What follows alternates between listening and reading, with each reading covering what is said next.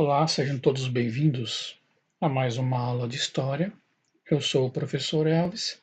O tema de nossa aula de hoje será o Santo Sudário. Eu resolvi fazer esse vídeo sobre o Santo Sudário porque é um assunto que eu já estudo há algum tempo, e envolve, além de história, envolve também outros assuntos, como química, como religião, como física, como enfim. Então, como é um assunto que me fascina, então eu resolvi fazer esse vídeo, né, e espero que vocês curtam aí.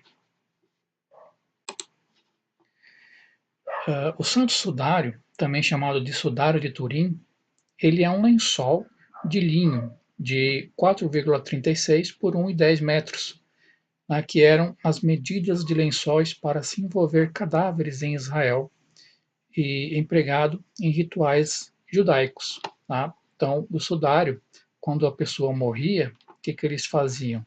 Eles colocavam um pano aqui numa pedra, colocavam o corpo por cima, depois jogava, né, o restante do pano por cima e depois amarrava. Né? Isso era a mortalha, né, ou sudário, como ele é conhecido atualmente. Tá?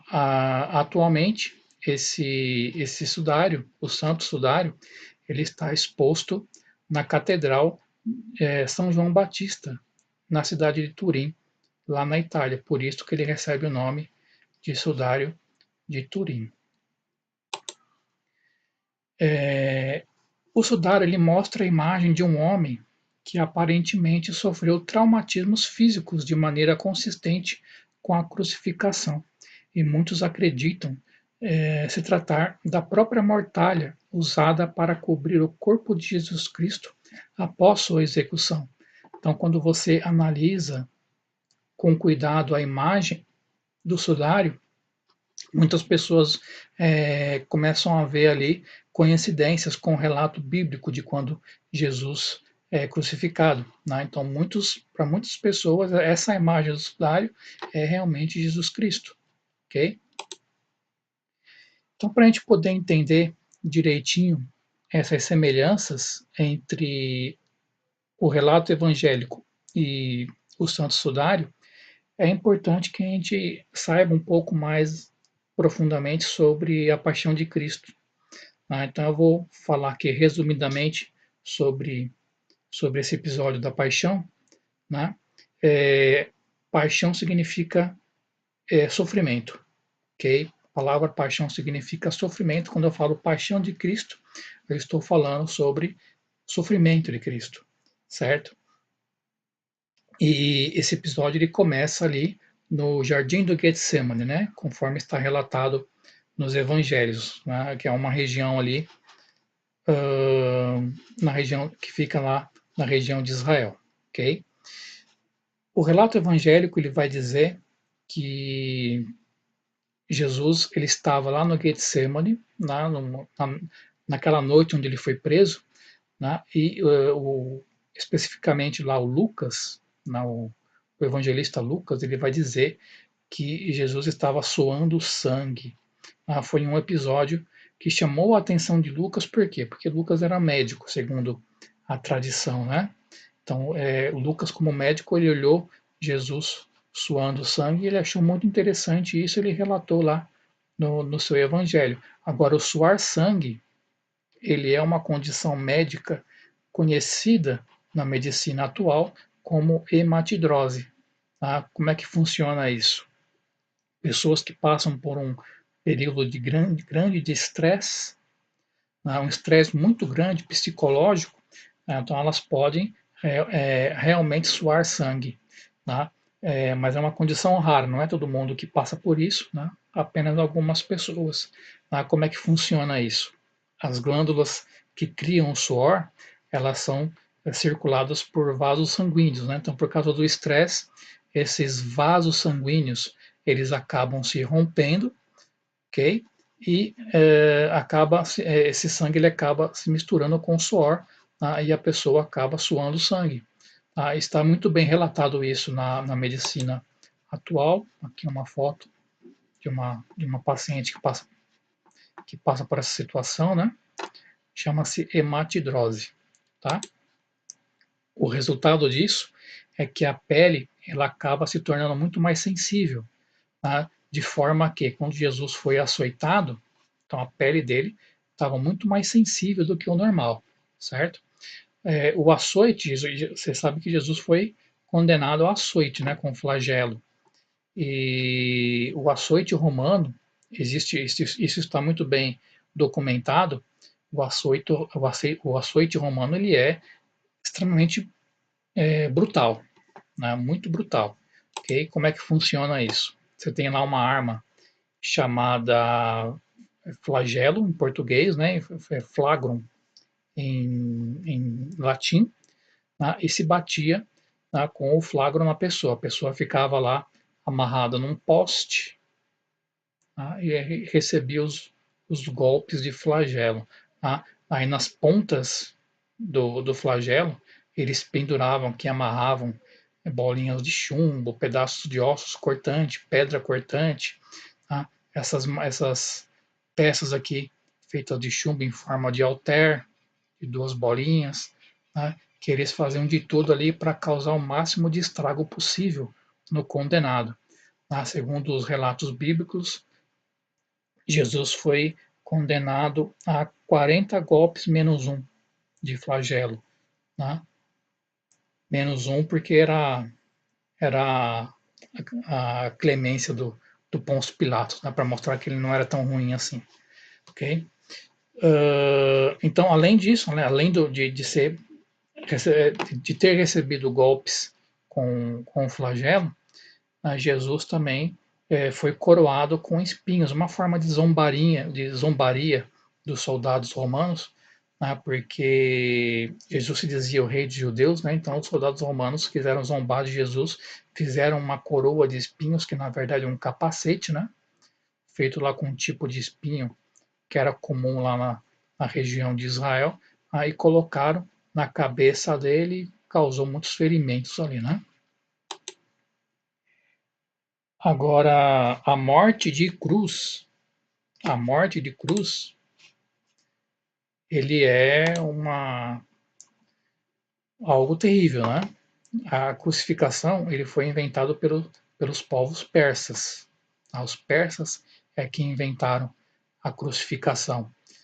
Depois os catarginenses, os povos catarginenses que viviam ali ao norte da África, então eles assimilaram essa forma de execução de cruz. E depois, quando os romanos tiveram contato lá com os povos catarginenses nas guerras púnicas, então os romanos também aprenderam a crucificar e passaram a crucificar pessoas também. Inclusive, a pessoa mais famosa a ser crucificada depois de Cristo foi um escravo romano, de acordo com a história lá, né, um soldado romano chamado Espartaco, que comandou uma rebelião de escravos contra Roma. Essa rebelião acabou derrotada e depois todos eles acabaram crucificados, ok? Lá em Roma. E essa morte de cruz é algo terrível, né? Porque ela misturava elementos de tortura e vergonha. A tortura porque a pessoa ficava horas penduradas ali na cruz, e vergonha porque ela ficava exposta e ficava nua, para todo mundo ver. Okay? E é uma das mortes mais terríveis que existe, é a morte na cruz. Na cruz você tem aqui essa viga que fica de pé, né? Fica na vertical, que se chama stipe, e tem essa outra viga aqui que fica na horizontal, que se chama patíbulo, ok? A pessoa que era condenada a morrer na cruz, ela tinha que carregar o patíbulo nas costas, amarrado, ok? E ela tinha que caminhar com esse patíbulo, que pesava mais ou menos uns 30 quilos, ela tinha que caminhar até o local onde ela ia ser crucificado, né? Aí tinha pessoas que eram amarradas à cruz e tinham pessoas que eram pregadas, tá? Inclusive esse prego aqui que eles utilizavam, né? Esse prego ele foi encontrado ali na região de Jerusalém, era um prego utilizado para crucificação. Né? Só que aí descobriram que esse prego ele não era colocado na palma da mão, como muitas vezes a gente vê em pinturas, em imagens da igreja, né? Ele não era colocado na palma da mão. Descobriram que se você colocasse uma pessoa crucificada pelas palmas das mãos, o peso do corpo não ia aguentar, a pessoa ia cair. Né? E aí, através de testes, através de pesquisas, descobriram que a forma correta de você crucificar uma pessoa é cravando o prego no pulso. Né? Nessa região aqui, onde tem esses ossinhos aqui no meio, chama-se espaço de Destot. Então, eles descobriram que a pessoa era pregada por aqui, né? Nessa região aqui. Ok?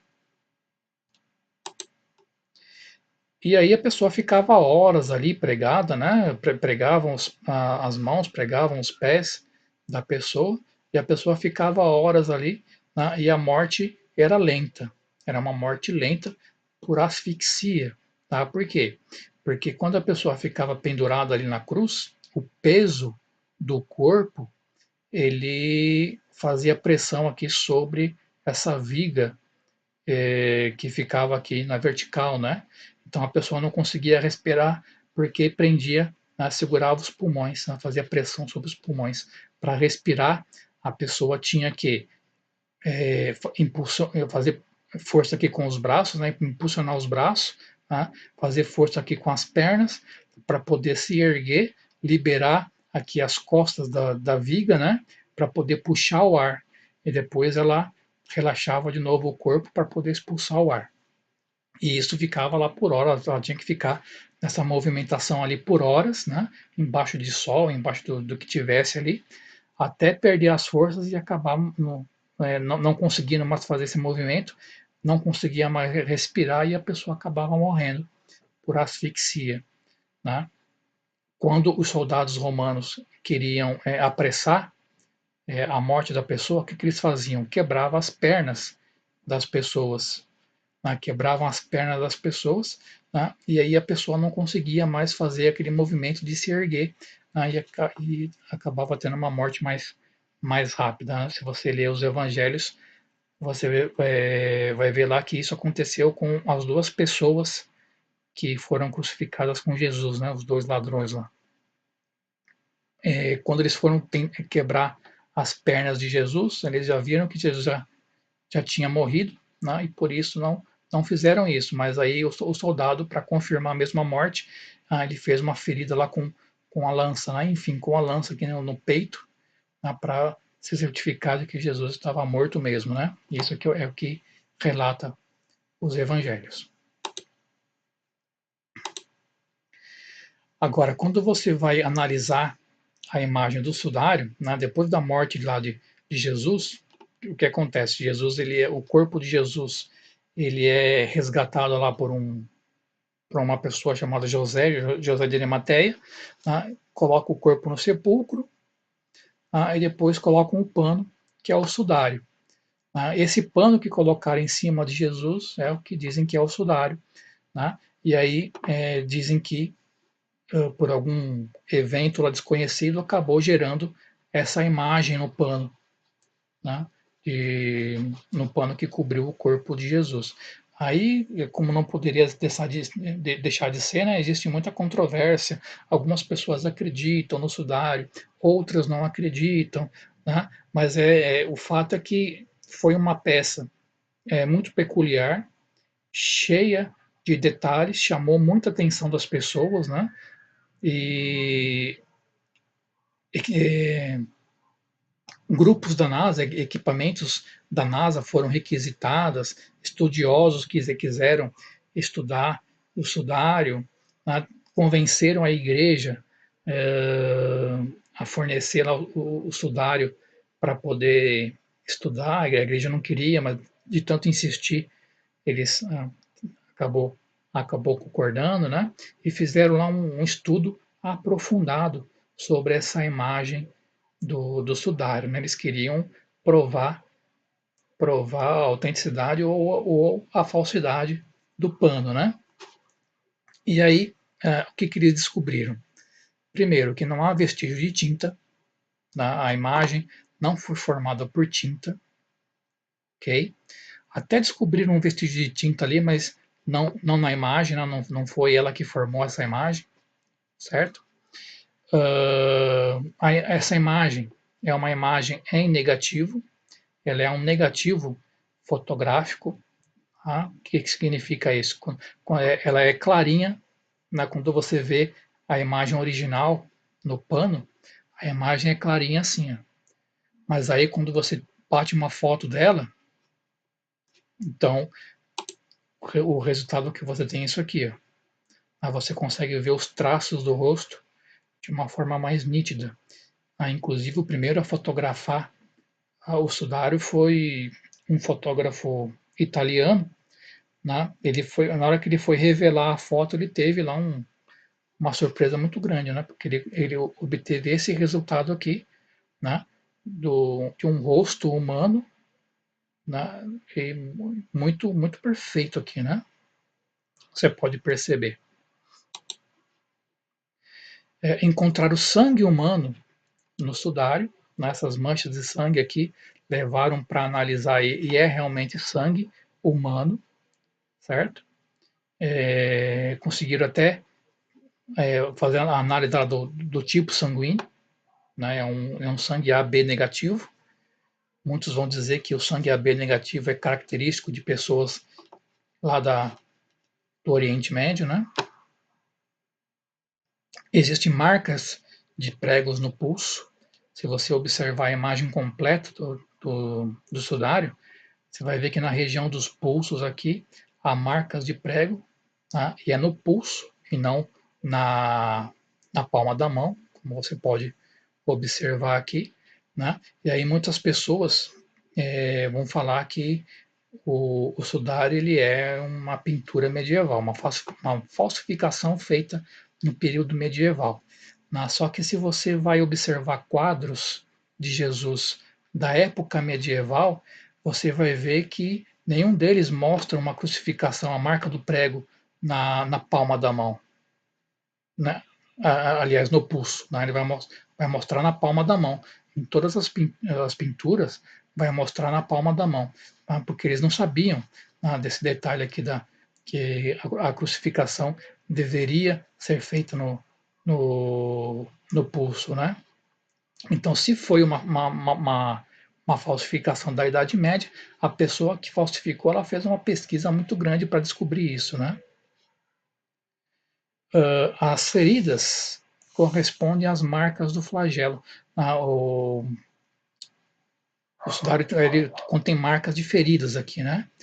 E aí o que eles fizeram? Eles ampliaram essas marcas várias vezes e descobriram que essas feridas têm forma de alter, né? Que corresponde ao flagelo, né?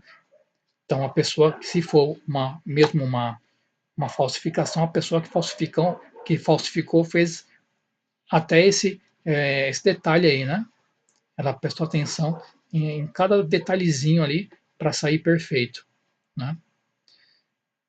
Há marcas de espinhos na cabeça, essas feridas aqui na cabeça, tanto na frente como atrás, né? E também tem a parte de trás aqui o dorso, né, do corpo, né? Tem feridas na cabeça também que corresponde a marcas de espinho por causa do capacete de espinho lá, né?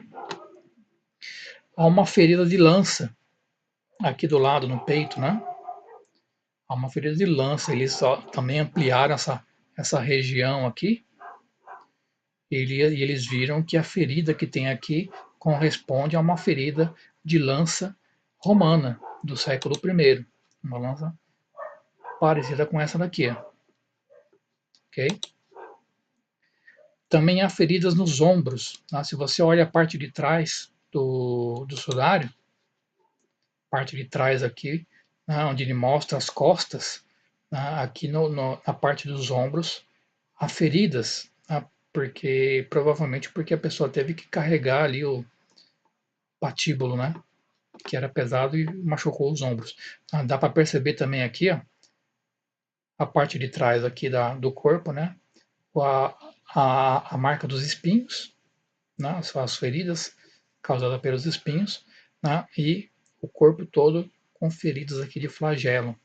Tá? Foram identificadas mais de 300 marcas de flagelo no corpo. Né? Então, se for Jesus mesmo, ele recebeu muito mais golpes do que ele foi condenado. Né? Os soldados estavam com ódio nesse dia aí. Há uma ferida no nariz, uma fratura na região nasal, na região do nariz. Tá? Se você observar aqui, você consegue ver bem isso, né? Uma fratura no nariz. Okay? Aí eu fiquei pensando, né? Se os evangelhos dizem que Jesus, quando ele estava carregando a cruz, ele caiu, né? Caiu no chão, bateu com o rosto no chão. Né? Mas não diz nada que Jesus quebrou o nariz com isso. Né? Então, por que que um falsificador faria um Jesus, faria uma imagem de Jesus com o nariz quebrado, se não era isso que as pessoas sabiam na época, né? Então fica a pergunta aí, né? Outras características, né? Existem muitas e muitas características do sudário. Né? Eu trouxe só algumas aqui para a gente analisar meio por cima aqui, né? O tecido é da região do Oriente Médio. Isso já é certeza. Né? Eles ampliaram a imagem do pano várias e várias vezes, né? Obtiveram essa imagem aqui, né? E eles observaram que a forma como o pano foi trançado é característico da região da Idade Média, região lá característico da região do Oriente Médio, né? Que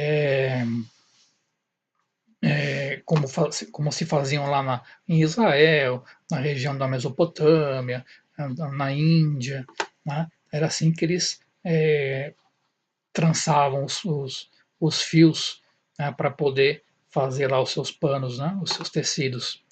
E se você reparar aqui, há algumas partes que estão mais chamuscadas aqui, né? As partes mais escuras do pano, né? Se você acredite se quiser, né? Mas a imagem do sudário ele é formado somente por esses chamuscadinhos aqui, né? Somente essas partes mais escurinhas aqui da fibra, né, é que formam a imagem. Tá? Você vê que é só superficial, algumas fibras só, né? Que estão chamuscadas aqui. Por isso que não tem como uma pessoa com pincel fazer isso, com tinta. Não tem como, porque a tinta vaza. Né? E também não é impressão, tá? E também não é uma fotografia, certo?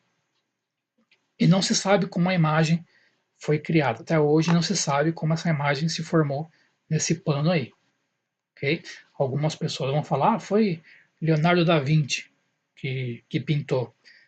Existem vários e vários motivos pela qual nós podemos afirmar que não foi Leonardo da Vinci que pintou isso daí. Tá?